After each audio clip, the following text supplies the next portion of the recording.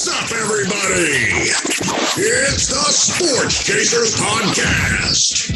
Coming to you live and direct with your host and your moderator, Kevin L. Warren, along with his fellow podcast brothers, Dorian, the D.A. Alberton, James, the Angry One Warren, Mike Mills, and Daryl, D-Dubb Warren. This is a real sports podcast for real fans. This is a sports podcast with no hot takes, no narratives, just real, unadulterated sports talk. Please hit the like button, subscribe, and share our YouTube channel. Sports Chasers Podcast. We can be found on all podcast platforms, plus all social media platforms by searching Sports Chasers Podcast. All information is in our bio. Please be advised, at times there may be some explicit and colorful language. We are the defenders of the fans. Now, here's your host and moderator, Kevin L. Warren!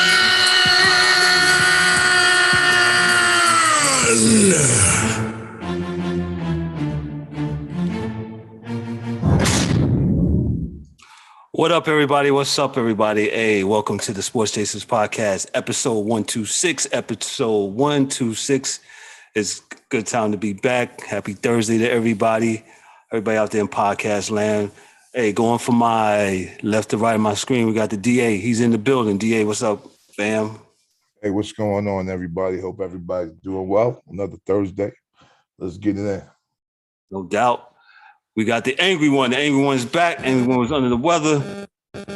What's good, Angry One? What's going on, family? How y'all living, man? Let's go. Happy Thursday. We back at it. Thank y'all for all the well wishes, man. The Angry One is at about 98%. You know what I'm saying? Little tightness in the hamstring, but we ready to go. No James Harden-ish around here.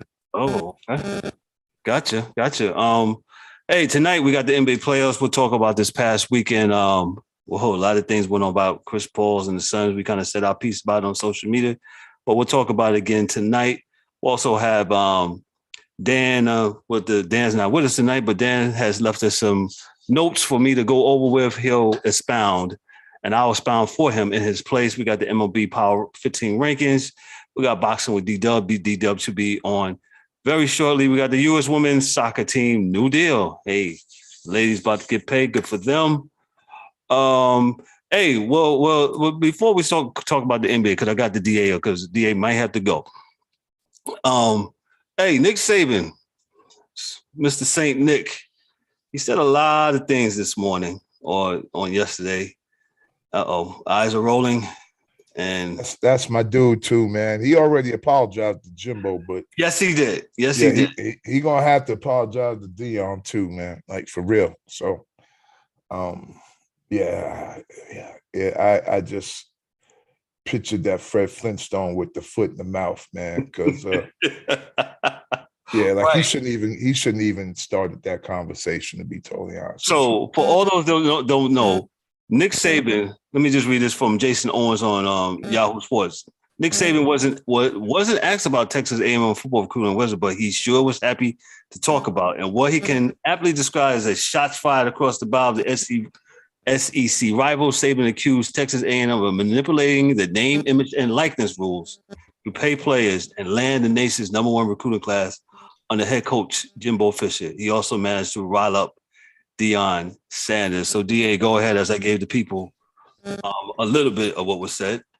Well, there's a few places this goes, right? So I'll start from the why you shouldn't have said anything, right? So if you're insinuating that Jimbo Fisher is doing something to get the #1 class this year, what did you do to get the #1 classes all the years that you got it, right? First thing, you don't want to go there.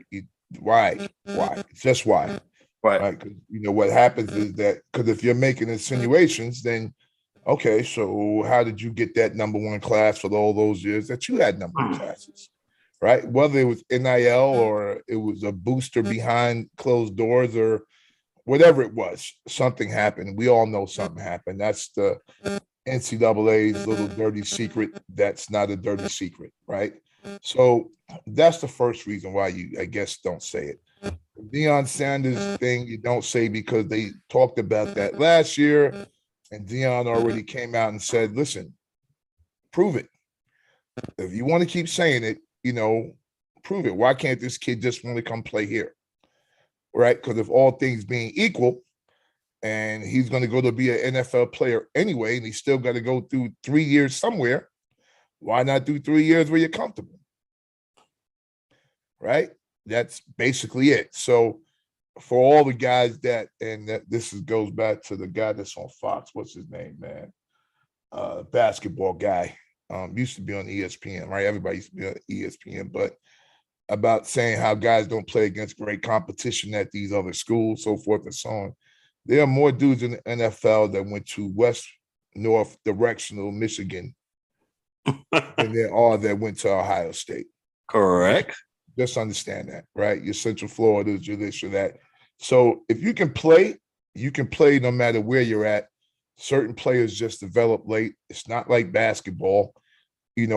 Certain dudes just come into their own while they're in college, right? And they come in and you might have been a 2-star dude going to a division low, 1 AA school. And by the time you got done, you was great and you end up becoming a Hall of Famer, right? So like you couldn't say Marcellus Wiley couldn't play because he went to Columbia. Oh, he could play, point blank, period, right? So that's the job of the folks that are the scouts in the NFL to do that. So, so kids are going to make decisions based upon different things. The third issue is essentially, so who's crying for you, right? Does it really matter? You still got to get out there and coach. Nick Sabban wanted parity. Well, he got parity for the Power 5 conferences. He doesn't have parity for everyone else because there's never going to be parity for everyone else. Again, this is why you don't start the conversation, because it becomes a larger conversation. With guys talking about your college championship schools and the other schools under the Power 5 schools. This is a classic. This is a classic, to cut you off, D. This is a classic example of throw the rock and hide my hand. Oh yeah, well, that's what he's doing. And to be totally honest with you, the NCAA is they haven't fully vetted out all of the issues that can and will be behind the NIL. It's still very reactionary. Coaches are reacting, schools are reacting. It's an issue because I don't know who forced it, and I'm glad it was forced because it's the right thing to do. But they just have not thought this out, man. No. You only say it's the Wild West because young kids get to do whatever they want. So now it's the Wild West, and now it's a problem. And I mean, I got to be honest, man. It's football. So it's little brothers out here now have the decision-making process. Where they want to go, how they want to go, if they want to transfer, they want to use the transfer portal. They got all the decisions. So now we got a bunch of excuses. Will they practice as hard now that they're making this money? Yeah. Well, they're going to have to practice when they get to the NFL, when they get the money, right? So it's just good practice. They may waste their money. Yeah, but, you don't say that with anybody else, nope. Right? So for the rest of the world that doesn't know, college baseball, college hockey, you can have an agent and have money and be in college. Facts. So, Ron Darling played at North Carolina. A year before that, he got $1 million. No, it was above board. He got $1 million. He was drafted by the Mets in the first round, and he said, I'm going back to college because there wasn't anywhere on the Mets roster. Shout out to Ron Darling, TNT Sports. So he's a college freshman with $1 million on the agent. So what I'm saying is that, if the kids are going to waste their money, they were going to waste it anyway. That's not the coach's business. Do your job, and if it's a situation when you're giving out money, then you're giving out money, because if you don't, Somebody else will. So you know what? That pressure bust pipes. And these coaches don't want the pressure because they used to have The a power. captive audience. And you could, you here, you're going to stay here. But if you ain't here, you ain't going to play nowhere. No, I'll just go. Yeah, no. I talked to the coach the other night over there at Ohio State. I'm chilling. I'm out.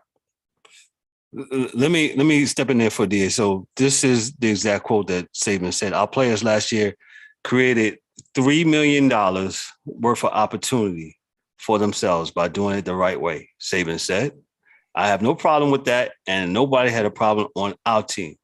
That because the guys who got the money earned it. The issue and the problem with the name, image, and likeness is coaches trying to create an advantage for themselves. And so what he is saying is that the players at Alabama earned their NIL money on the field playing for Alabama. Right? Wrong. Yeah. Bryce was getting money before he started playing. The year before last, who was the quarterback at Alabama? Matt Jones. Bryce wasn't playing. He was on the bench. He was still getting money. So I don't know if that's the right way or the wrong way, but he got it. Now, I think Nick's issue is that he's saying that schools are offering kids money as an incentive to go there. I don't know if that's the right or the wrong way. It's a way, right? But I couldn't say if it's the right way or the wrong way. But we didn't buy one player.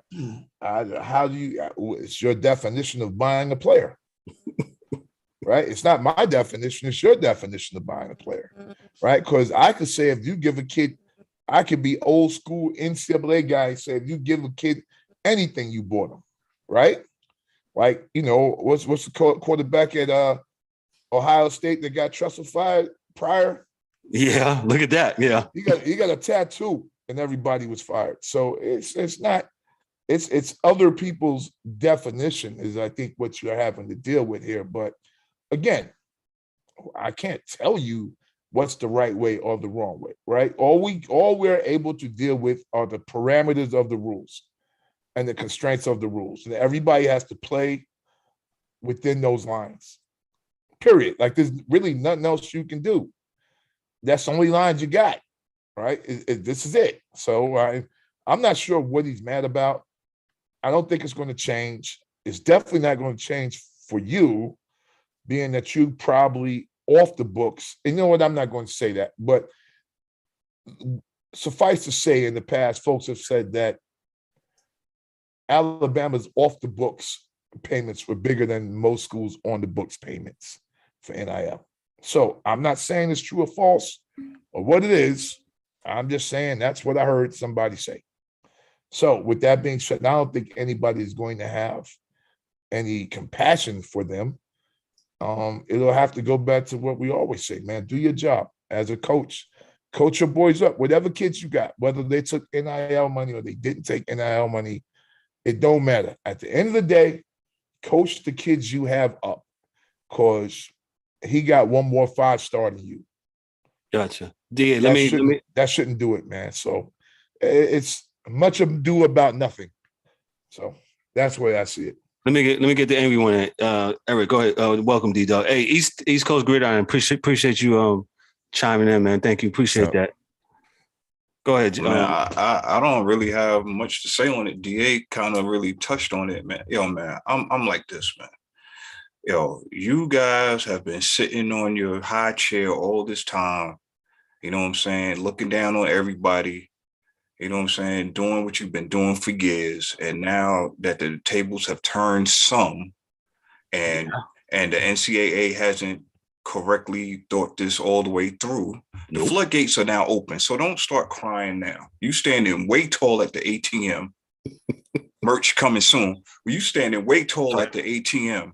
And it's not hurting you any, you know what I'm saying? So like DA said, I agree. Should have never said anything. Just let it go, because usually the first one that has something to say about something, they somehow got their hands dirty in it now too. Now they see somebody else doing what they doing, and this year did it better.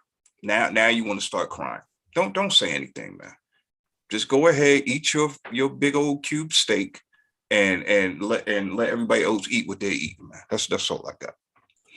D-Dubb, what you got, man, on this? Yo, Saban's crazy, man. He's looking like that old crazy man right now. Me and DA was talking about that earlier, man.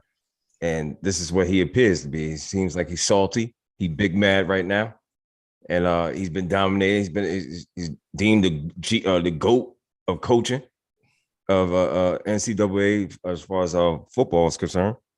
And now I don't know, man. It's like one of them things. They caught him slipping, got him a little saucy in the back and gave him a couple drinks and he just got loose, man. I don't know what happened. Where was he at in a situation that he just booster club? And there you go. That explains it. They did say that they got him saucy.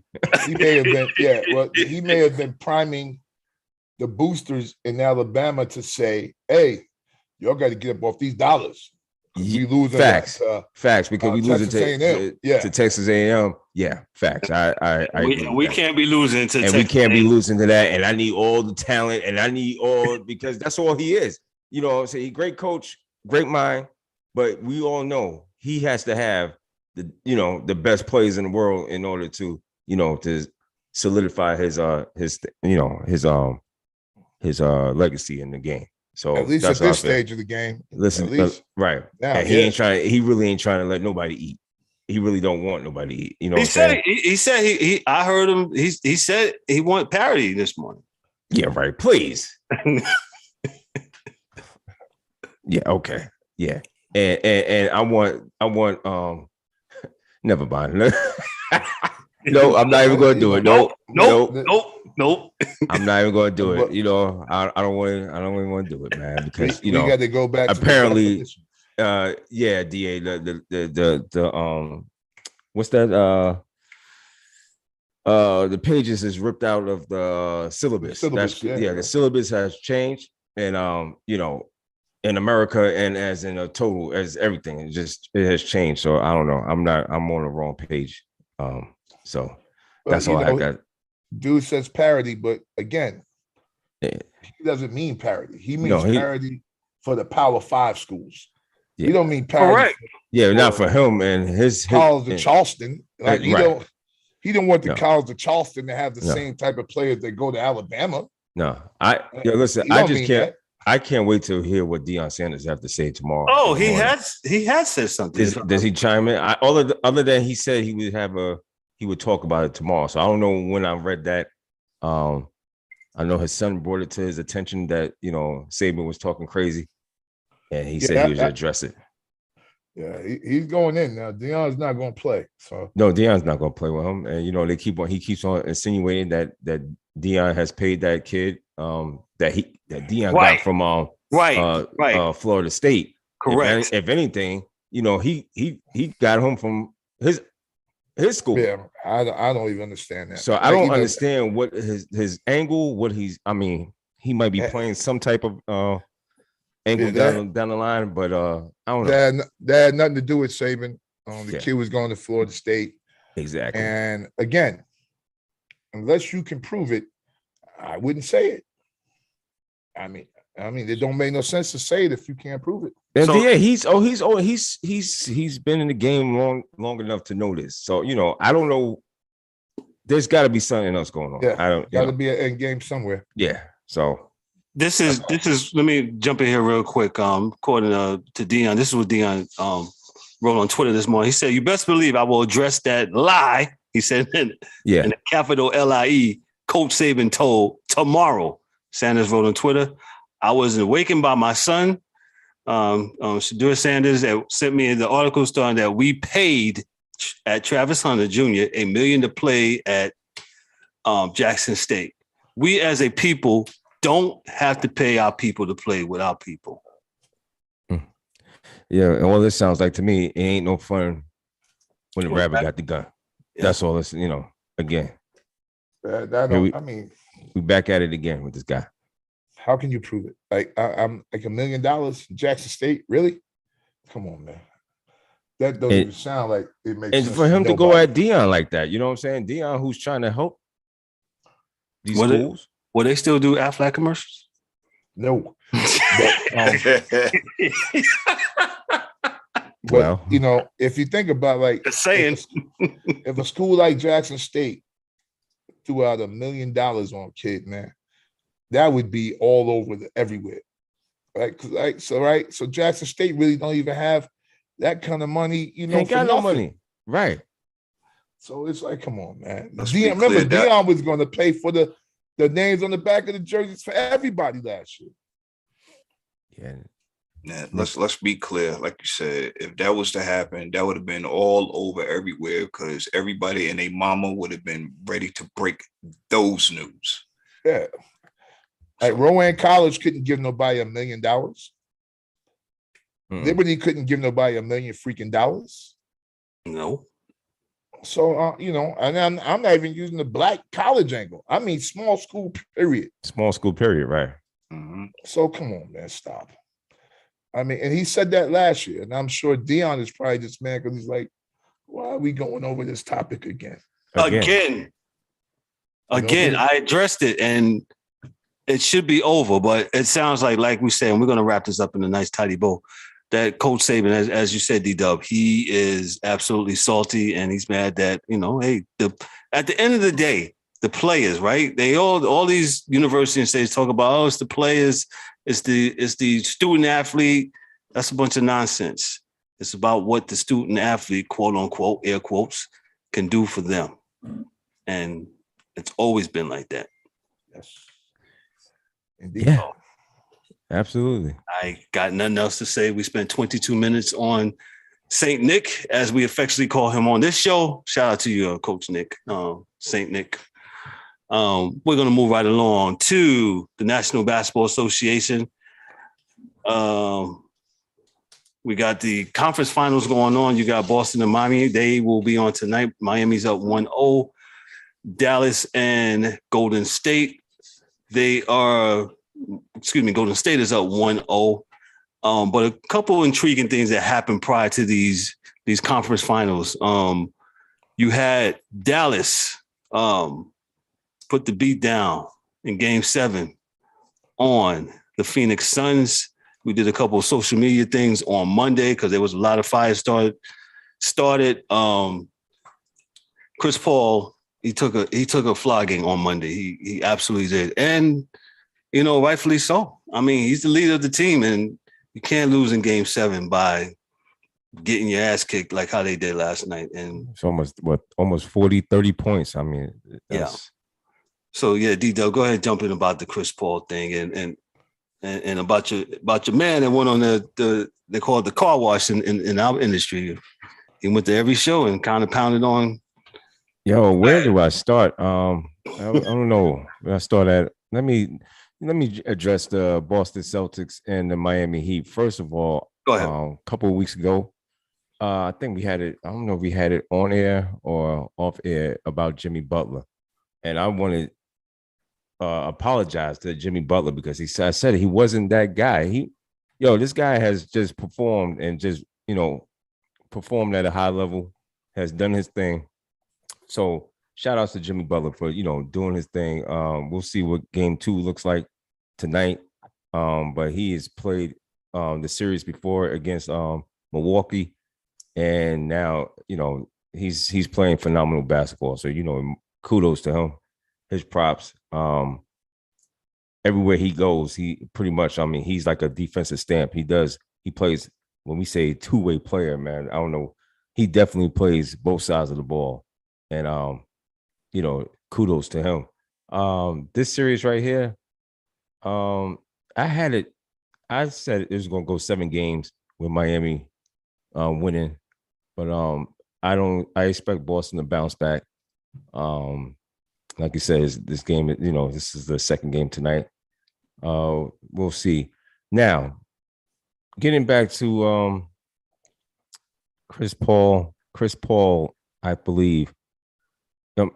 I think this is it for him, man. I think it's not as far as basketball is concerned, but I think as pretty much as a as far as him being the man on the team, I addressed this on a couple of reels. I was talking about it. As far as him being the guy on the team, I think he might have to find a lesser role.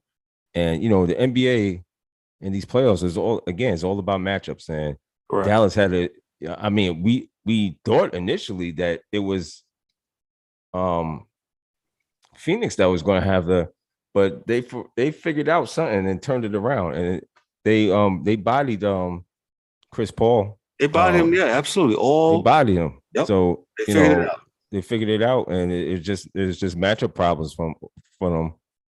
And he couldn't do nothing with Luka, and Luka got hot, and Luka took everything personal. So Luka had a good series, and I want these people to slow down talking about he's the third, fifth best. Stop. Prisoner of the moment, dog. Prisoner of the moment.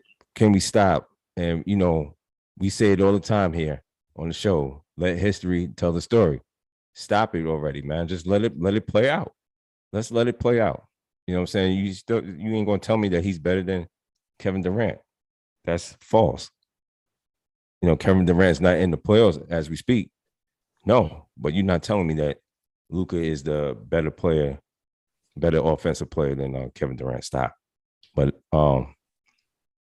that series, Dallas and getting back to Chris Paul. I'm sorry.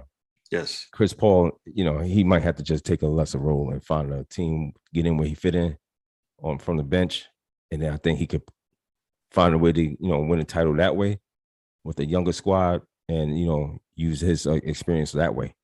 But as far as I think it's it, man. That was a tough one. I mean, it's bad enough. I mean, they got the championship last year, right? I think he was hurt a little bit during that run. He's just gonna have to do it another way. But that was tough. That was tough.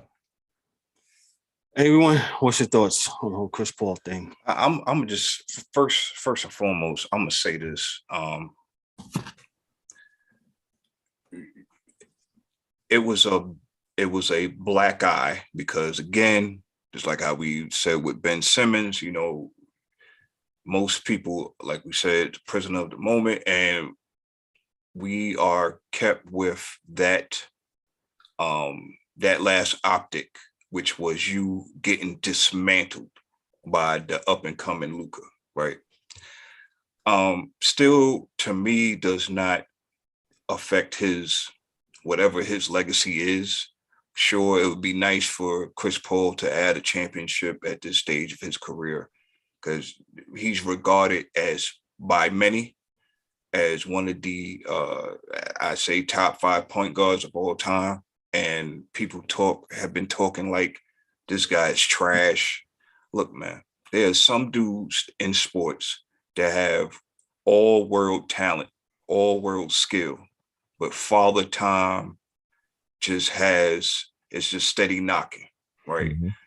We've seen it time and time again where Chris Paul would take a team into the playoffs and something crazy happens, whether he's hurt or his cohorts get hurt, or it's always something, right? But let me paint a picture real quick. And it's a very easy picture to paint because it's already there. Okay. Let's not forget that Chris Paul, everywhere he's gone, he's taking his team to the playoffs, regardless if everyone here thought that he was or not. With the Clippers, he got traded to Houston. Okay.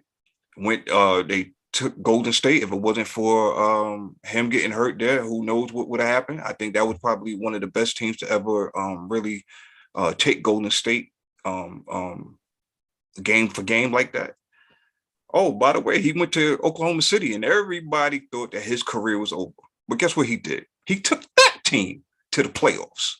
Mm-hmm. And lo and behold, he decides to go to Phoenix, not LA, not Miami, not none of these other teams that everybody wanted him to go to, not our Knicks, but he goes to the Phoenix Suns. And guess what?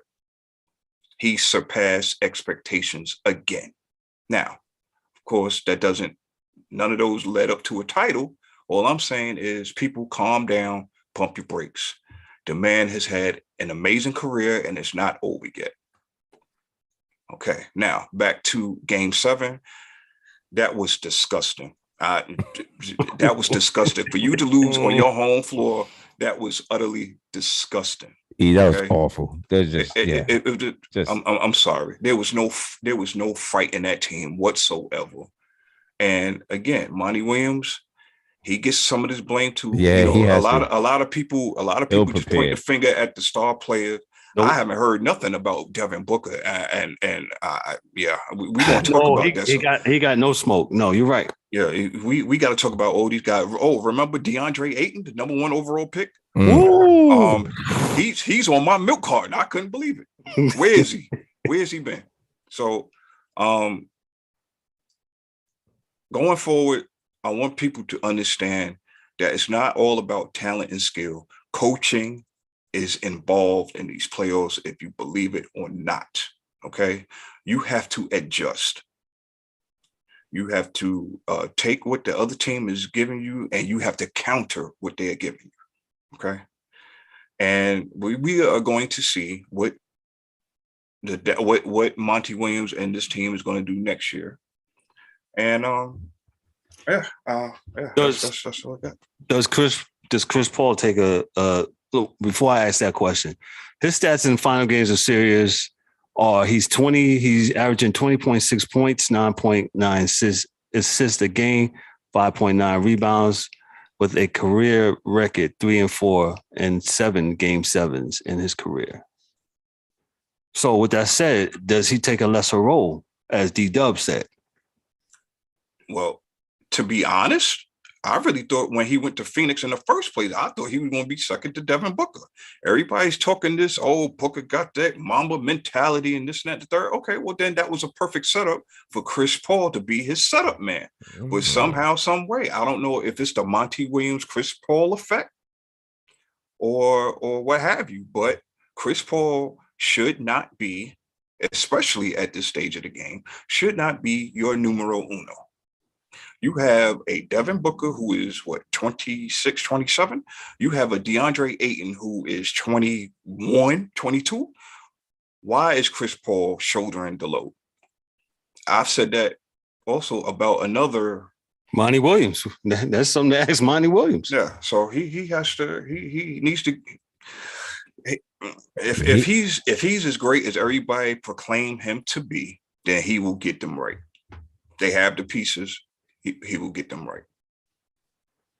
Oh, and one last thing. Mikal Bridges, where were you, sir? You was doing all that talking, hollering for all that smoke about how you should have been the defensive player of the year. What defense have you shown? Where was you at? Oh, okay. Yeah. Got mighty quiet. Yeah. Crickets. Hey, part of that, Chris, and we'll get into we are talking basketball. We are talking basketball. I'm sorry. Go ahead, D-Dubb. Go ahead. We just had that one more, and that was another part of the question. And I don't know. I feel proud to answer that because whatever. Pat Beverley went kind of hard, and I know that was just. I think that's just a whole lot. About to go there, but go ahead. Okay. No. Go ahead. You got it. That was very personal. I think with him, he has something axe to grind. And that thing has built all week. He's gotten Matt Barnes involved, and Danny Green has gotten Luka involved, and all he has done was give ESPN ratings.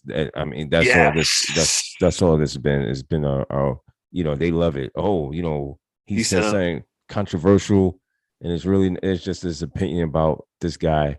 But we all know, if you watch the game, that he had some beef with Chris Paul, and he said it. And shout out to JJ Redick for really pressing him on some of those questions. Like when they started asking him, and shout out to Greeny too. If you see Greeny on there, Greeny was like, "Yo, your man Harden, is he not?"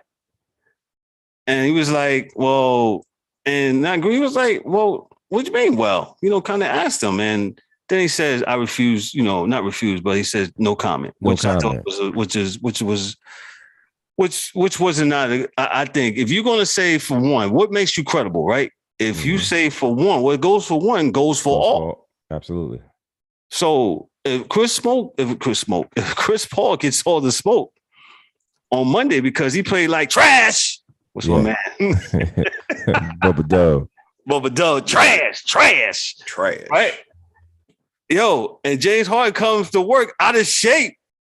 Come on, dog, whether that's your man or not, man. And this is what we're talking about in the whole sports media thing. Accountability, bro. Accountability, man. And it shouldn't be about who you like, whatever. It should be accountability and what's fair across the board. We're only talking about your play on the court, the field, the ice, the hardwood. That's it. It's nothing personal. It's called journalism. We've said this time and time again. You got a bunch of guys that just talk, that don't know nothing about the word or the craft of journalism. They just get in front of a microphone and just spit their opinions all day long without giving any facts. Right. Okay. I'm gonna say this, man. I'm glad you all set that up. Right. That's a nice alley. I'm gonna say this. Okay. Man, and we touched on it before, but I'm gonna reiterate. Okay. There are a lot of players lately that have been saying how they feel like they're the only ones who are credible enough to talk about the game of basketball because they play it and this and that third, blah, blah, blah. Well, we see why. I feel like this is not a fact, ladies and gentlemen. This is just my opinion. Okay. This is why you have a lot of these players on these platforms, these 3- and 4-letter networks. Why? Because of exactly what we got out of Pat Bev the other day. Okay. You have a shit show, basically. Okay. You got a lot of people throwing opinions and personal feelings and all this, that, and the third. And when you have that, you have less facts being talked about. Okay. Yes, ratings go up. Oh, yeah, they over here arguing, they're debating this and that third. Okay, well, what facts did Pat Beverley actually give? No. Okay. Yeah. Chris Paul is a cone on defense. Yeah. What? Yeah. Okay, he's a cone. What? Come on, B. First of all, Pat Beverley, respectfully, you could not put on Chris Paul's socks. Okay. Let alone his drawers, shoes, and everything else. Okay. But obviously you had a personal vendetta with your attacks on Chris Paul. Okay. That's fine. All I'm saying is this. Anybody that takes the time out to study the game, to study the craft of what they are into, what they're passionate about, they are just as credible as anybody else as long as they are giving you the facts and then their opinions off of those facts. That's what we do here at Sports Chasers. Okay. We have our favorites, yes, but you won't hardly hear about them because we keep it a stack all the way across the board, regardless if we can't stand you or we love you. If you mess up, you mess up. It is point blank. And when it's time to be celebrated, you will be celebrated. That's how it's supposed to be. That's the end of my little rant right there. D, what you got, man? Yeah, man. I mean, these players, man. Everybody's they're so sensitive, man. And the fact of the matter that you can't speak on what you see, and we've been doing this. They've been doing this forever. People, the whole sports radio, people have called up and seen the game and your performance, and they only judging you on your performance. Stop being so taking everything to heart about thinking that somebody's really, they're actually talking about you like they actually know you. Nobody knows you as a person, and nobody's speaking about you as the person. They're speaking about you, and the fact of the matter is that how you played that game that night, that day, whatever the case is. So, that's the whole thing of the whole thing with, Draymond and, yes, he got a podcast that's doing good, and, shout outs to him. And, actually I dig Draymond. He's really, as far as, what he does and stuff like that. But the fact of the matter that you when you tell people that they're not qualified to speak on the game, that's where I have a problem with because that's, do we have that same energy when you're talking about other people's profession? When you yourself are talking about somebody else's profession and what they do. Are you qualified to speak on that? So, you need, just slow down, man. It's okay, man. It's okay. That foot doctor don't know what he's doing. What? Yeah, right. Yeah, that's your opinion, man. It's okay. I mean, but he's the one that went to school for it. So, let the people do. We're gonna let you do your job. But at the same time, I think we need to be easy about how we speak about people and speak to people and how we address people. So I totally agree. No, yeah. I totally agree. What Eric was saying about where the athletes, and it's more prevalent now, I guess, with the NBA guys, and they're saying that very sensitive group of individuals over there in the NBA. You're not qualified because you never played the game. That's garbage, man. Stop, man. Stop with that. Because most of the people that's on these network executives and things of that nature, they haven't played either. But guess what they're doing at TNT, at ESPN? They have the network and they have the ability to do what? Broadcast your games, which pays you guys a lot of money. So with that said, even on here, we talking about y'all, giving you guys exposure. Yeah. So, come on, bro. Stop. Let's stop with it, man. Stop being so a little bit too extra, man. Just chill out, bro.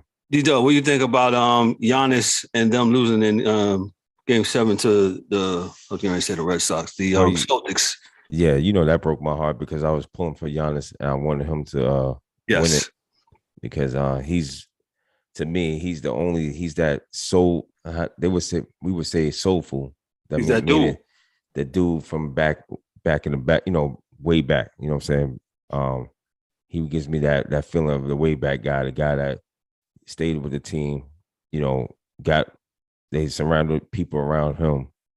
You know what I'm saying? He was the superstar. They surrounded people around him and they won. And he didn't want to go nowhere. And that kind of brought me, a good feel back. I mean, how can you argue against this guy, man? I mean, this guy had 40-some points, 20 boards. I mean, he did his job, man. He just didn't, that Chris Middleton injury really kind of messed things up for them. He didn't have really that next person to go to back him up, man. So, I mean, he did all he could do. So it was just a tough draw in the series and a tough break for them with the injuries and stuff like that. So, Giannis, to me, he's still that guy. And I think Milwaukee, hopefully their ownership will re-up and try to figure out, what pieces they need to add around them because rest, like I said, they might need like Holiday is great. He's a good player, but he wasn't enough. So they just need another offensive scorer. And them losing Middleton too hurt. Yeah, that's what I'm saying. That hurt. So had they had Middleton back, stretched the floor out a little bit, probably would have been a different story. But nonetheless, shout out to the Boston Celtics for handling business and advancing. Yeah, E, what you thought about that series, the Celtics and the Bucks? It was a good series.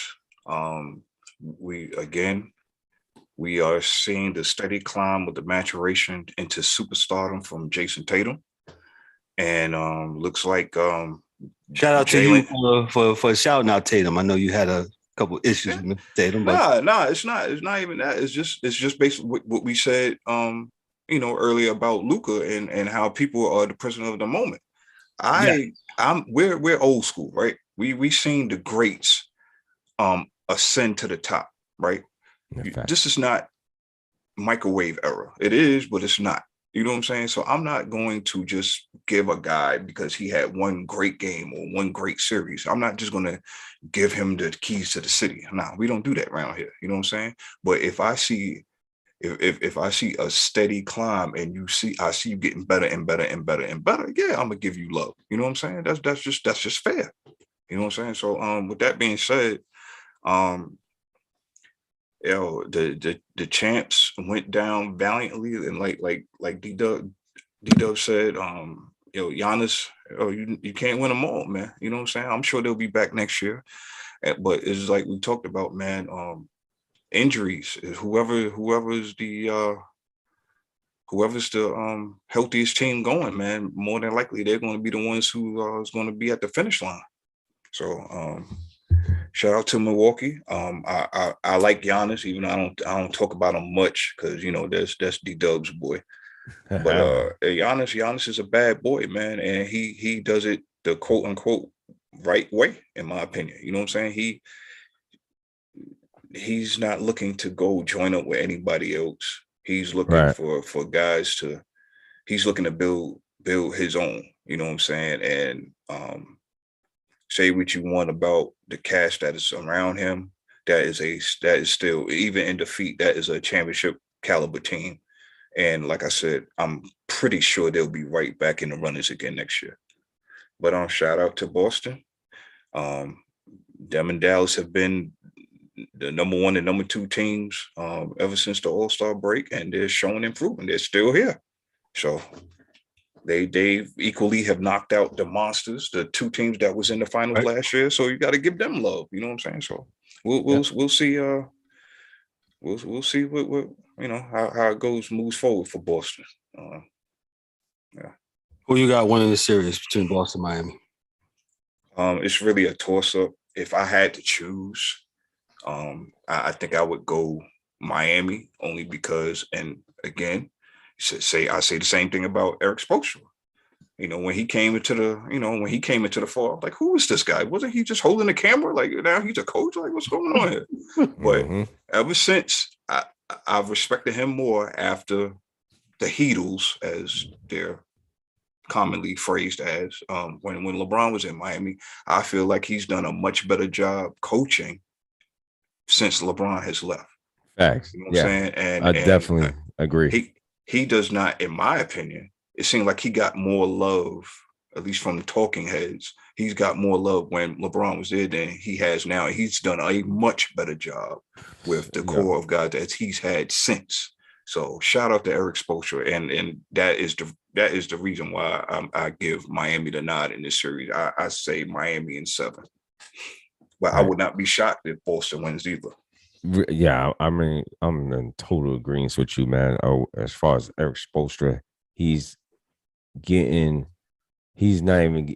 got more love when LeBron was there than as opposed to now. To me, since LeBron left, to me, he's done an outstanding job as far as coaching. Definitely knows the X and O's, and and you can see the players love playing for him. So that makes a hell of a lot of difference. And with what's going on, and he got the full support of Pat Riley, as you know, from day one. Pat Riley has not wavered. He said this is his man. He's not looking for nobody else. He's stuck with one coach, and it's been one coach, one consistent coach since. And facts. Shout out to that Heat organization. I wish that would trickle up to the Northeast in Madison Square Garden. But for whatever reason, they're not interested in winning. They just want to fill seats. But yeah, I'm not even going on that side. Yeah, I've had shout out to the Rangers. The Rangers is, even though, well. Oh yeah, you want to go there? You want to go there right now? No, not really. Not really. We're gonna get to that. Let me just tie up the NBA real quick. The Miami Heat. I was overhearing something. I was somewhere eating. Overhearing 2 dudes talking about Eric Spoelstra. It's funny you said that, D-Dubb.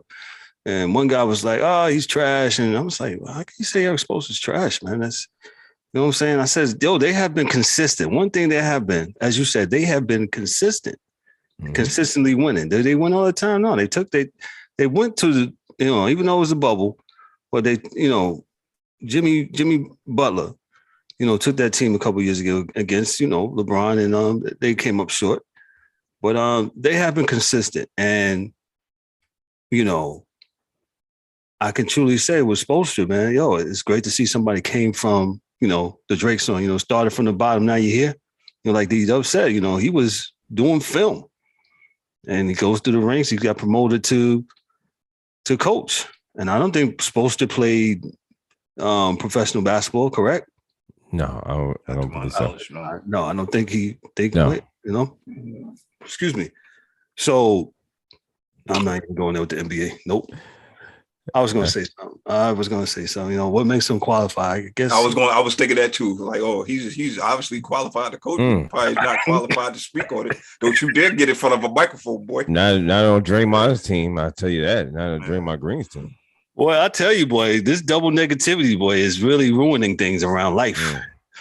So, man, I can't do it. Both series is tied. The Celtics is up. Miami's up 1-0. Golden State is up 1-0 against Dallas. Which I think real quick about that Dallas game last night. Yeah, I think Dallas was tired.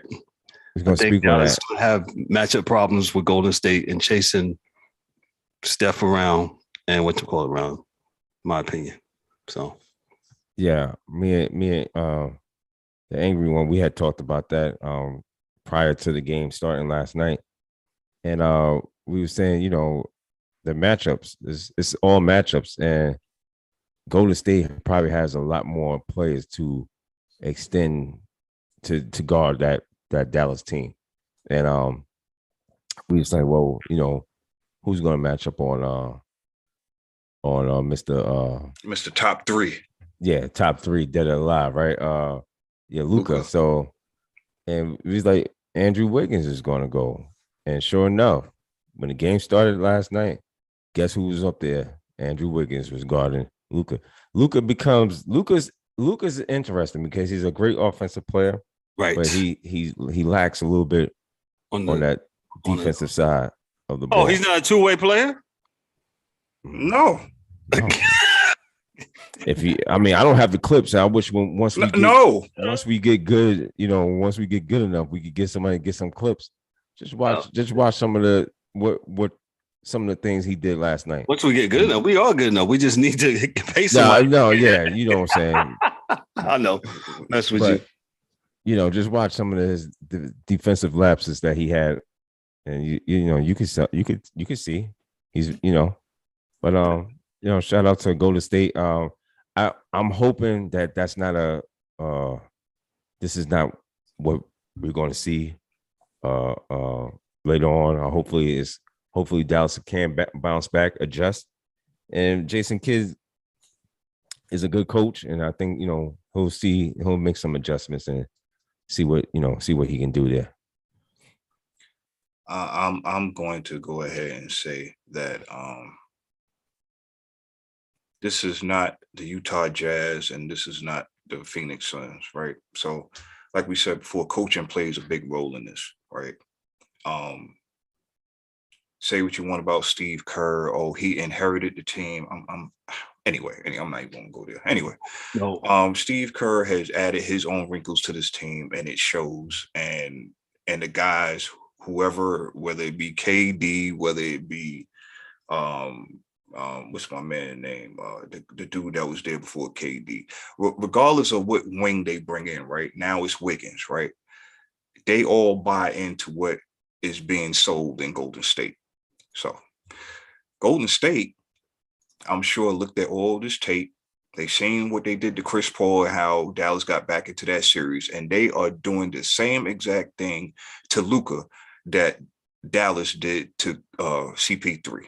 Okay, it takes a lot out of a player to guard the best offensive player on one end and still crank out offensively on the other.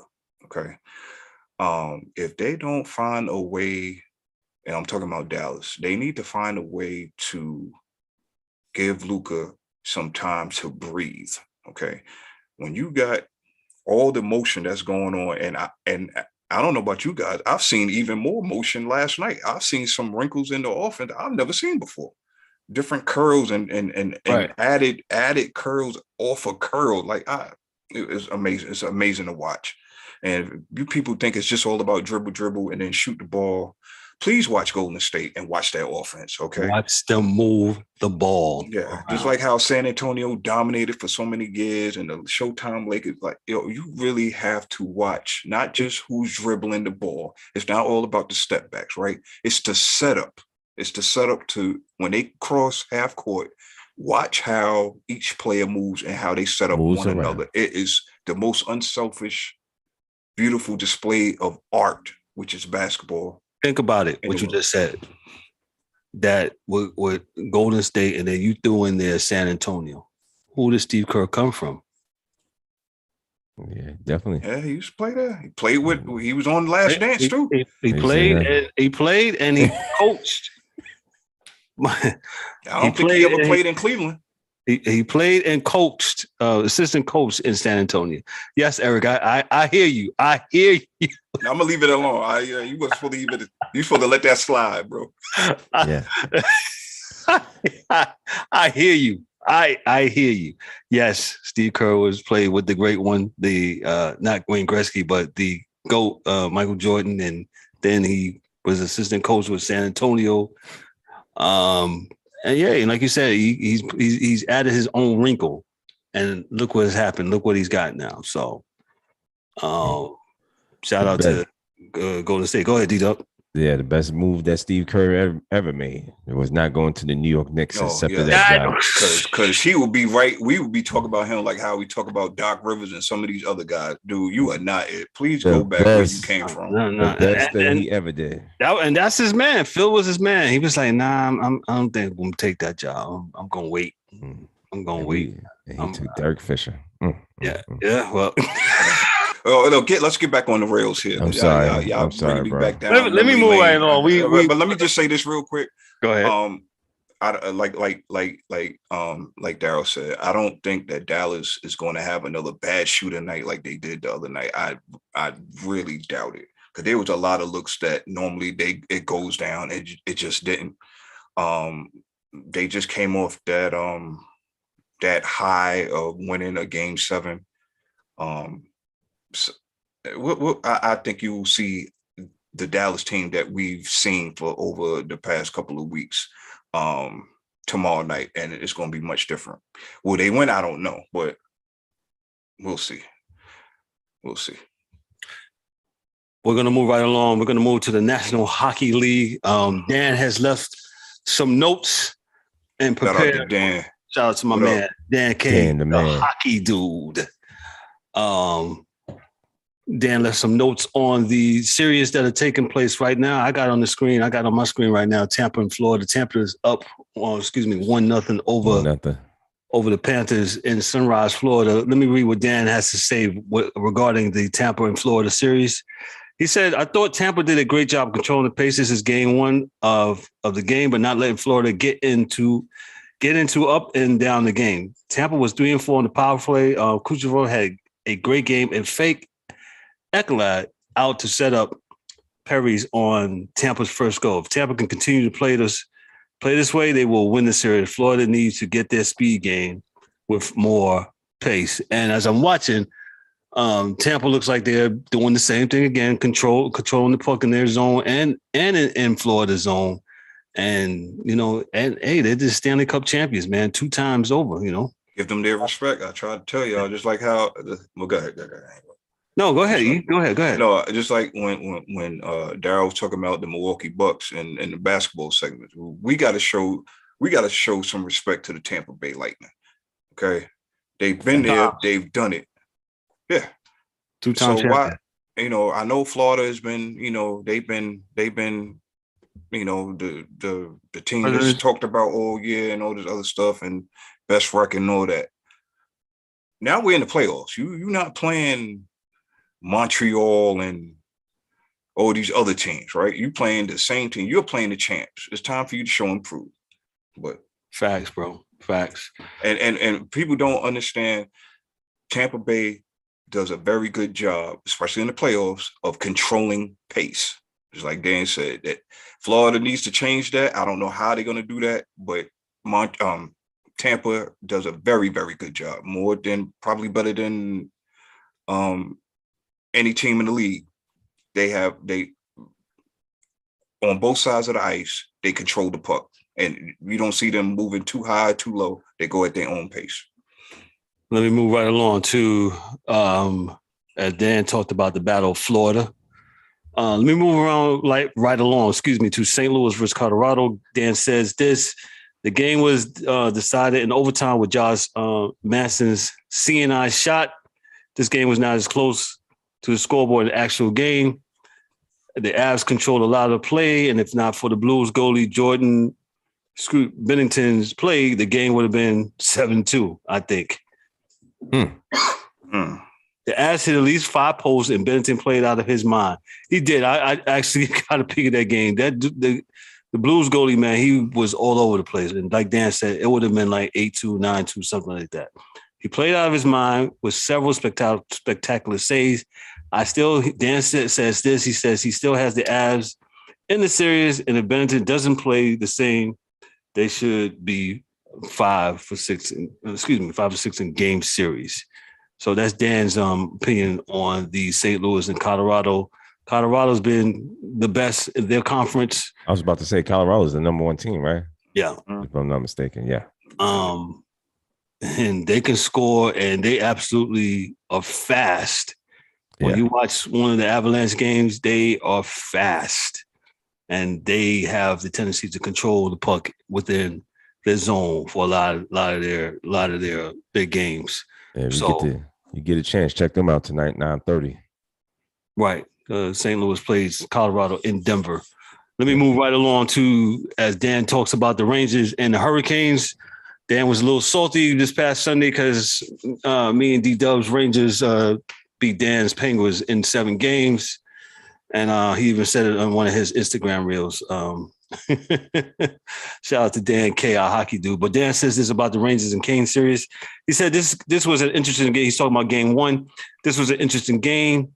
The Rangers came out hard and took the play to the Canes and were able to, for 40 minutes, keep them bottled up. Carolina only had 14 shots through 2 periods. I'm not sure what happened to the Rangers, but come the 3rd period, it was all Canes. It seemed I was shooting the Rangers 10-4, and the Canes scored late in the 3rd to tie it up. Ian Cole, former Penguin, he put that in there, Dan, scored the OT winner, deflecting off Lindgren's stick. I think if the Canes start the game like they started the 3rd, the Rangers are going to have their hands full. So I didn't get a chance to watch that game. It's not going on with me. Okay. Let me tell you go ahead, something. D. Let me set it up. Let me set it up. The Rangers, when I talked to Dan and I talked to Daryl and I talked to the angry one, to D-Dubb, the Rangers look like in the 3rd period, they look like a football team in the 4th quarter, and they're up by 3 touchdowns. Let me go ahead and play prevent defense. That's exactly what the Rangers look. The Rangers was not aggressive, nothing like that. You only have 4 shots on goal the whole 3rd period. You just praying, oh, God, let me just dump the puck out of it.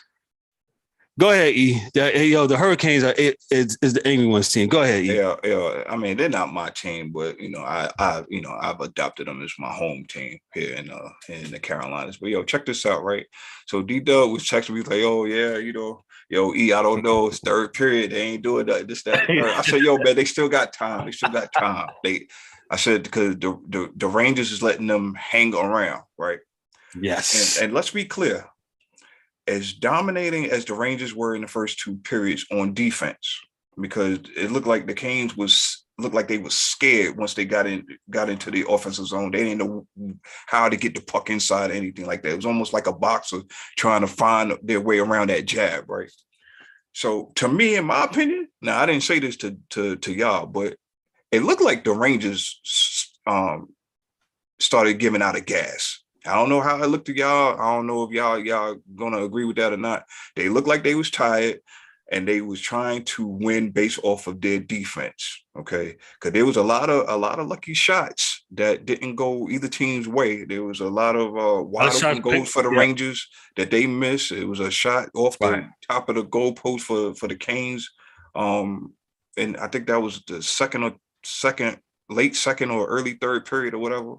But as soon as what's how you pronounce his name? Amos? No, Aho. Yeah, Aho. Yeah. When he got that, it was the one time. That was the 3rd period. That it was a shot that actually bounced back into the Canes and they got a ricochet and put it back in. That was the only shot like that. Everything else that ricochet was either in the glove or or off to another Ranger for them to start their break. But that was the only one time where there wasn't a Ranger in sight and he was still able to jab it in. And once that happened, I said, "Oh yeah, it's totally new ball game now, totally new ball game." But it was a great game. It was to me it was a great hockey game for old school diehard hockey fans. Yes, and you're going to see the contrast when we get to the next game. How what I'm gonna say about that one? Because that's what I got. D-Dubb, what you got on this one? Man, the Rangers I was like, man, them 1-goal leads, man. They're really not like I mean, it could go either way, man. But in the third period, man, it just went all the way. It's like somebody just turned on a switch for Carolina, man. And the Rangers just they might as well have put their sticks away and put it in a pocket, because that's how it was. They couldn't get no shots on goal. It was crazy. And then when he scored that, when he scored that goal, it's just like it just deflated the Rangers from that point. And all of Wake County was alive, and the whole state of North Carolina was like it was just like everybody stand up. 18,000 people in that building. So it just went left. And then, once they went into overtime, it's sudden death anybody's game. So I was shocked that they scored that fast. It seemed like it was pretty fast. That building was loud. Yeah, that building started rocking, man. So, hopefully, the Rangers was in the game. They stayed around. But like you said, you can't play this game and play it scared. Nope. When you're playing scared, you gotta be aggressive, and I don't care what game that you're playing. If you got a lead, you gotta still be aggressive and keep the the pedal to the metal, so to speak. Metal, yeah, because teams can come back. You're right. As I looked at the in-depth highlights, the Rangers, they kept. I was like, man, they it just feels like they're just trying to just hang on for dear life. Yeah. And that's not a good way to play any kind of game. No, because the game is long, man. And like they said, they had it must have been within the last 4 minutes, if I'm not mistaken, when they scored that goal, man. And it's like it was just so deflating for the Rangers. And Shesterkin, he had 24 saves. He played a pretty good game. I mean, 92% save percentage. I mean, shoot. I mean, what else could you ask for? Yeah, but Carolina is definitely, they are the cream of the crop when it comes to the Eastern Conference, and they're here for a reason, man. So that was a good game the other night. Very good game. And they'll be back tomorrow night. Back tomorrow night. Yep. PNC Game 2 Arena tomorrow night. So let me get on to Dan talking about the Oilers and the Flames. Oh my God, boy. Oh my goodness, bro. So this is Dan's words. Dan's our hockey dude. He says this. He says, I have no words for this game. It was one of the craziest playoff games in years. The Flames went up 3-0 at the 6:05 in the first period. At one point, the Flames were up 5-1 in the second. All of them made a change and tied the game 6-6, which was crazy. I was watching it. I happened to be up, and I turned to the game. I was like, wow. It came back. The game 6-6 with 4 straight goals and finished the scoring with 3 straight of their own. The game got chippy at the buzzer with Luka and Case and Scrum. More of this is coming as these two do not like each other, as Dan says. The game had 15 goals combined, more than the other 3 series combined for the night. I don't think this will continue, but of the 4 series, this will be the highest scoring series. Dan says, I still like Calgary in this series. He says, tonight's game features the Tampa versus Tampa. He says, Tampa versus Florida. He says the Bolts will go on to win this game 2-0. And as it stands now, the Bolts look like they're still up 1-0. It's 1-1 at the end of 1-1. They just, okay. End of 1. So they end of 1. End of this, yeah. He said the late features the Avs and Blues. He said, I kind of want to see how this one goes. For Bennett, if he can keep the same level of play in net for the Blues, the Avs look to taking it seriously 2-0. That game last night between the battle for the province of Alberta in Canada was crazy. As Dan said, they was up. Calgary was up 3-0, and then 5-1. I was like, all right, this game is over. Then it was like 6-2 or something. I was like, all right, this game is over. Then here comes Edmonton roaring back. Yeah. Eric, go ahead. You said there's a contrast between it's a contrast. So remember what I said. The Kings and Rangers was like for the diehard hockey fans, right? Old school, right?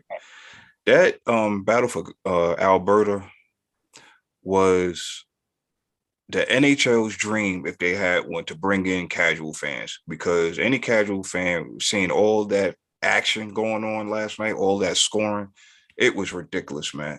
Them goalies almost looked like they were trying to grasp soap bars in the shower. It was just like everything was bouncing the blank. You know what I'm saying? It was like they couldn't hold the baby. The baby was falling out of the knapsack or something like that, man. It was incredible, man. Yeah. Shout out for the Oilers for not quitting. That building got absolutely quiet when they scored that fourth goal. The fans started. They wasn't shouting as loud. They scored the fifth goal. They was like, okay. Everybody was looking to see how much time was left. When they tied it up, you could not hear nothing but Oilers fans at that time. It was ridiculous. It was ridiculous. It was ridiculous, man. People looked like they wanted to commit suicide, man. But again, like I told you, Kev, shout out to Calgary for still having the resolve to get back right and finish off that game, man. Because that could have easily, Edmonton could have scored another goal and it could have been over. But that was yeah. I agree with Dan, man. That was you probably won't see that for a very long time in the playoffs between two good teams like that. But that was something to see, man. If anybody, man, could y'all please go watch the NHL? Could y'all watch these games that we be talking about, man? Because it's very catchy, man. You will find yourself really enjoying these games. You like fast pace and all this other stuff, man. Watch them, man. Watch them. Man, that's hockey, man. I appreciate Dan for his input. He's not here, but even when Dan is here, Dan got his notes together. Dan is very thorough when it comes to the NHL. He loves the National Hockey League, man. He's kind of shy about saying it, but Dan used to play a little semi-pro hockey, back where he's from, man. But he loves his hockey, man. He's about it, and I appreciate Dan coming through. He's one of our peeps on here, and he gives the 411 when it comes to hockey. No doubt. Yes. Like the England saying, yo, go check out hockey. Hockey's a really good sport, man, to watch, man. It really, really, really is, man. Yeah, man. So let me move right along to Major League Baseball, the Power 15, or whatever I'll say tonight, from the Athletic, from Zach Buchanan and Chad Jennings here. And this was as of 16th, 17th. Let me just go with it here. It says he's got the Yankees. Boy, the Yankees are smoking, boy. The Yankees are smoking. You can't tell them nothing, boy. I mean, the Yankees are, though. Let me just put this out there to the universe. The Yankees are beating up on bad teams, though. Yeah, well, they're doing what they're supposed to do, man. The Orioles are outright trash. Yeah, they're doing what they're supposed to do. Go ahead. You was gonna say something? No, it's just it's still early. We're all here Yankee fans. I'm not gonna jump too high. They are absolutely killing it right now. But I'm just say that. I'm just say but and ... and I'm just leave it at that, man. I'm just sit back and watch and enjoy all this winning for as long as I can, for as long as they can keep it going. Because I don't want to jinx anything, so I'm gonna leave it there.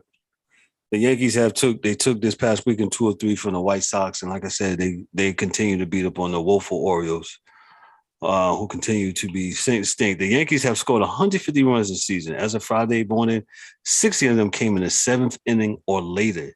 The Yankees have very good late in-game hitting, 266, 359, 476, and an OPS of 835 in the 7th inning or later. The most highest OPS in late innings belongs to Milwaukee at 796.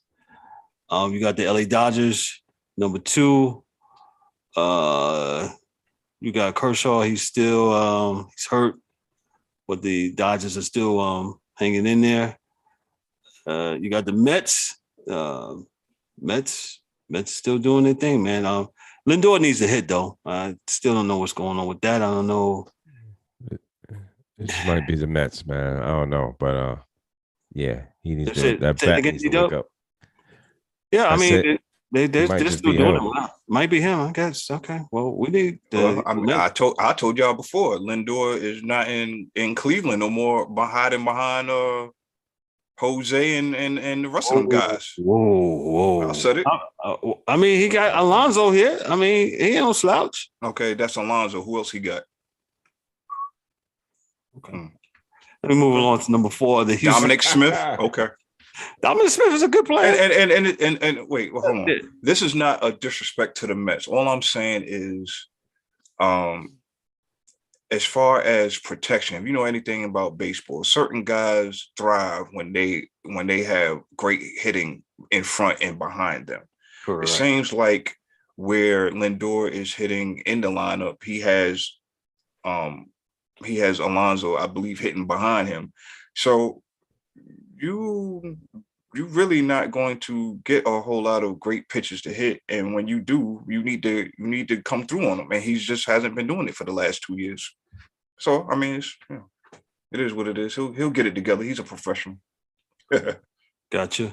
So we got the Astros at number 4, the Milwaukee Brewers there at number 5, according to the Athletic. The LA Angels, they're number 6. Mike Trout and Shohei Ohtani, they are playing rather well. Giants at number 7. You got the Padres number 8. You got the Rays number 9.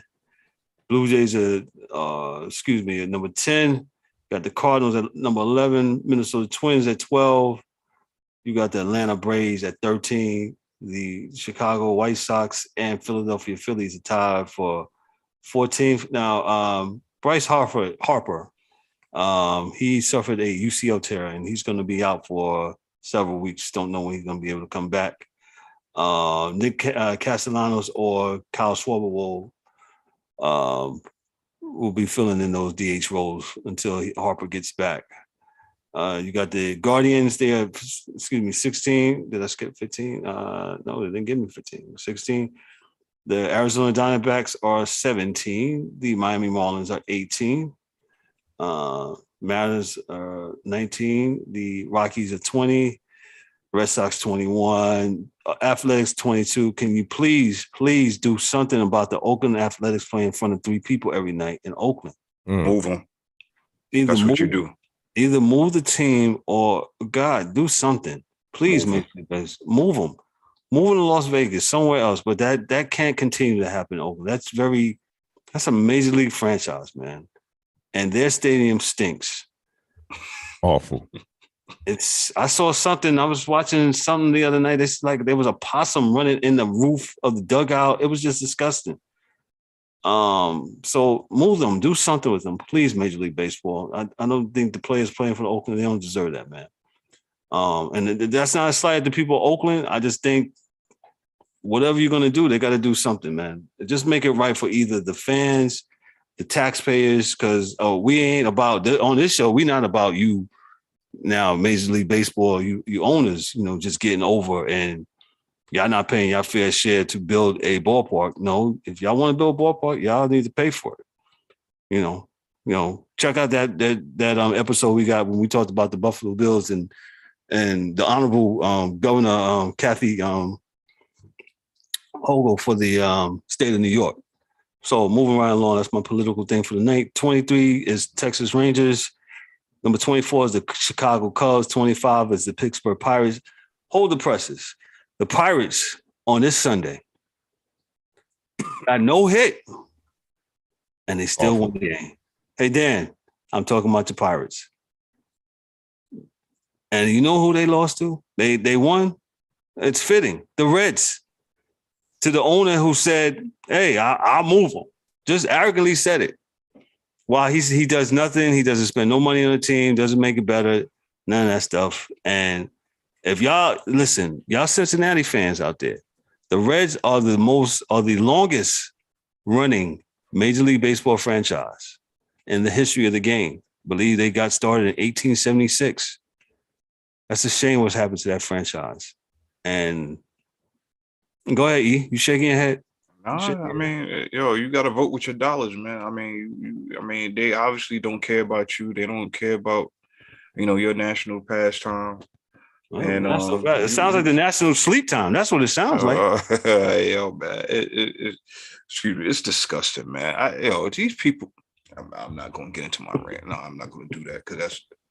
Yeah. The owner should be ashamed of this. So, and he's only doing it because there's no backlash whatsoever against him. So, Major League Baseball, I don't know what they can do with stuff like that, but they can't do it. They can't do nothing because what like we discussed in previous shows, he's still allowed to get the money, the money from the luxury tax, right? He's able to tap into that. And that's not right. And Dan said it on this show, there should be some minimum amount of payroll that you guys should be able to spend before you get your hands out. Exactly. Talking about you need to spend money to make some money. That's so right. You're going to make the Reds team. I mean, I don't know if anybody has watched. I mean, I haven't, but the Reds team are borderline double A. No, I wouldn't even call it triple A. I would say they're double A, single A ball. Yeah. And it's pretty sad, man. It's pretty sad. The Kansas City Royals are 26. The Baltimore Orioles, oh, God, that's another franchise, another story franchise, and they are awful. They are 27th. The Detroit Tigers, 28th. And the Washington Nationals, who just won the World Series a couple years ago. And they talking about trading on Juan Soto, I heard today. They better get 50 prospects for that dude, because that dude can absolutely ball. He can rake, he can field, all that stuff. So I don't know what they do. So I don't know how it went bad for them so fast. So and the Reds they didn't want to pay nobody. You let everybody go. You let everybody walk. You let Rendon go. You let what's my man Anyway, yeah, but they basically let God. They didn't want to pay these guys, so yeah. Man, so that's our Major League Baseball segment for the week. Shout out to the Yankees. I know I got an LA Dodgers hat on, but shout out to the to my Yankees, man, for doing their thing, man, and they're smoking. Oh, by the way, the side note, it's not even a side note. Aaron Judge continues to tell the Yankees, "I'm betting on myself, and y'all gonna have to really pay me now." I ain't gonna pay me. My beer. Watch this. That is what he's told the Yankees. He has bet on himself, and every time I look, Aaron Judge and John Sterling say, "It is high, it is far, it is gone." Yeah. So he continues to bet on himself. He leads the majors in home runs and RBIs. Aaron Judge is doing his thing. Yankees, y'all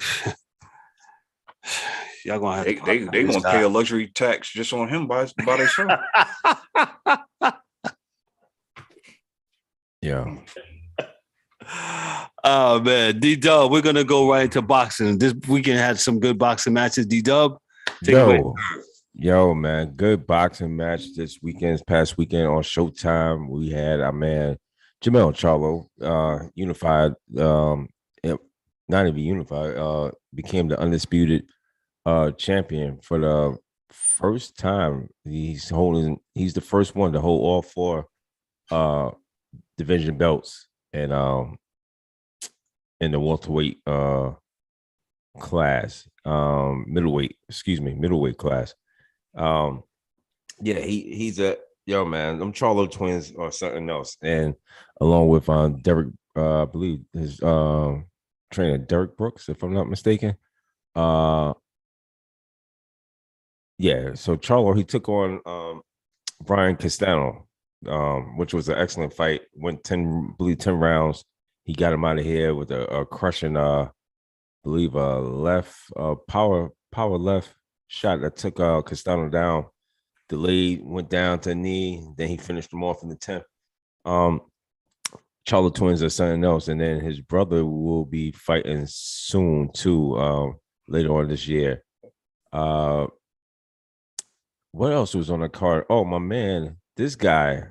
Yes, I know you're going to be talking this guy, Jaron Ennis. Let me tell you something, ladies and gentlemen, if you ever get a chance, when you watch, he's a welterweight, if I'm not mistaken. This guy, yes, welterweight. This guy is the real deal. Let me tell you something. He is a powerful dude. And I just seen something recently that he already seemed like Floyd Mayweather is already looking at him and was absolutely shocked at what he's seen and said, this guy is the real deal, can fight. I'm like, man, he has a tremendous amount of power and he's only 24 years old. So with that being said, he's going to be a problem down the line. But, it's, again, in the game of boxing, it's levels to this. So although he's going to have to call people out, but he's at the bottom right now. So, as he gains notoriety, as the time he starts fighting people, he'll get his chance. But right now, he might get his chance really early to fight. So we'll see. But look out for that guy. His name is Jaron Ennis, and he goes by the name Boots. Yeah, Boots. And very excited fighter, young fighter. So be on the lookout for him. What else we got? You already know we got Tank Davis and Rory Mcleroy coming up next week. That should be entertaining. Anytime Tank gets into the ring, that should be entertaining with those two.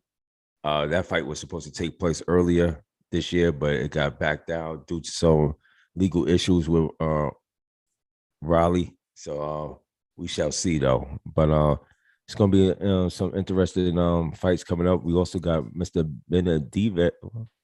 I can never say his name. Benavidez. He's going to fight Mr. Lemieux. I believe this weekend coming. So that should be David Lemieux this weekend. So you should be able to check that out. If you're a fight fan, you're interested in looking at some fights. Benavidez is a very good fighter, and that should set up him and Jamal Charlo, the other twin. The other twin, correct? Yeah. So that should set that one up. Hopefully, we could get that fight done. We always hear these guys always talking that they want to fight one another, and stuff don't never happen, or somebody goes to jail, or something stupid happens, or somebody in a car accident. Yeah, all this stuff, and the fight. The fans just want to see good boxing matches, and but we also understand that. Well, if you don't understand sports, boxing, it's all the business, and they all try to position themselves to keep their belts, keep them in their stable with their fighters. So, and it's all about timing. So, hopefully, we'll get the fights that we want to see. But that's about it as far as I got on the boxing front. Appreciate you, D-Dubb. Yeah, boxing was exciting this past week and able to take it in. Things we missed because we were about to end the show here in Southern Hills in Tulsa, Oklahoma. At the PGA Championship, Rory Mcleroy, he is 5 under. Tiger got up to a very hot start, and it looks like he has fizzled a little bit.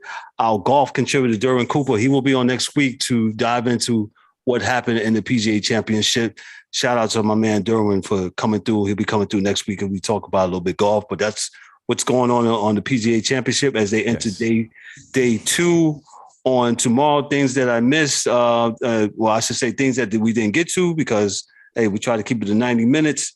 We'll try to get to next week. We are going to get to next. Either we're doing it real or we'll come back on here. We'll talk about the U.S. soccer equalized pay and milestone with the women and men. So shout out to the U.S. soccer team, ladies, for they bring the most money in for USA Soccer. That shout team. out to them. Mm-hmm. That team. Now, because that's what we do. Journalists do what? They ask probing questions and provoke you to think sometimes, right? Now, with that said, and we'll go into it because we're out of time. We're gonna go into what does that mean going forward. Because I know there was a couple. Anything. Nope. We have to. Nope. You can't do that. E and just. Yeah, we gotta leave it with the cliffhanger, man. You know, we don't do the debate. That's the tease, bro. That's the tease. Yo, come back next week. What are you talking about? Come back next week. Come back next week. Yes. Come back next week. But we talked about it, but we ran out of time, man. It's definitely our 90 minutes is up, and we try to keep it to 90 minutes. This has been a great show as usual. Shout out to DA. DA had to go. Yes. He was under the weather, man. He did kind of like a Kirk Gibson, came out there, swung that bat, and said, bloody sock. Bloody sock, yeah. Bloody sock. Call him the bloody sock, man. Yeah. The bloody sock, man. Shout out to DA. Love you, bro. Love you, kid. Feel better, bro. Feel better. The bloody sock, man. There you go. With that said, party shots. We'll start off with D-Dubb. D-Dubb, what you got for us today, my brother? Yo, nothing heavy, man. Appreciate you guys. As always, good show. Shout outs to everybody that likes. Please like, subscribe. That's how it gets us going. Hopefully you like what you hear. If you want more, just let us know. You like me, hate us, or whatever the case is, let us know. Let us know. Leave us a drop in the comments and everything. Gotcha. Peace. E, what you got for us, bro? Oh, another great show. It feels good to be back, man. I miss you guys, man. And yeah. So first things first, shout out to DA again. Feel better, bro. Shout out to the youngest in charge, Mike Mills. Yes. Got you next week, brother. Shout out to Dan, our hockey guy, my guy. Yo, man, can't wait to have you back. Shout out to my man Derwin. See you next week, bro. You know, we got to shout out our affiliates and all that good stuff. You know what I'm saying? Shout out to East Coast Gridiron for hitting us up in the YouTube chat, man. We live every week. When we come up here, we do it on YouTube. We're live, 7:30 sharp. You know what I'm saying? You can find us on all streaming platforms. Kevin, break it down. I don't know all of the particulars, but wherever there's a podcast, you can find us there. We're on there. You know, Apple, Google, iHeartRadio, Odyssey. We're out there. Thank you, E, for stepping in and doing the plug for us, man. Yeah. I don't have anything heavy, man. Like I said, it's been a really good show. DA, get better, my brother. Dan, appreciate you, bro, coming through in the hockey tip. Brother Derwin, thank you, man. Salute to you, brother. We'll see you next week. Mike Millie in his absence. Mike, miss you, bro. We'll see you next week. Check us out. Like I said, you know, also we not only do the podcast on Thursdays, but check us out. We're starting to do some more reels on Instagram and on TikTok. You'll see us chiming in. If we can't get to it on Thursday, what we do, like how we did the Chris Paul thing, we chimed in on Monday. So holler at us on that. But this is where it goes down every Thursday, man. And we had a great time doing the podcast this past weekend in Charlotte, in downtown Charlotte at Hogan Studios. We had a good time, man.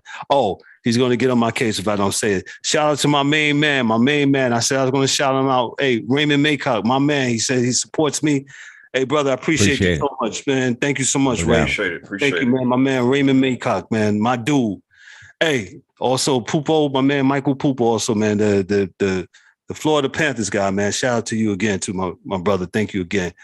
I don't have anything else. Yeah, Florida Panthers. That game is still 1-1, 16-20 left to go. Get it done. Man. Hey, man, but we're going to get on out of here on that note. On behalf of myself, I am Kevin L1, your host and moderator. Dope shirt, by the way. Now D-Dubb Warren, James the Angry One Warren, Dorian the DA All Britain, Mike Mills, and for Dan, our hockey dude. Hey, this is the Sports Chasers podcast, man. Y'all be good. Y'all be blessed. Peace. See y'all next week. Thank you. Peace.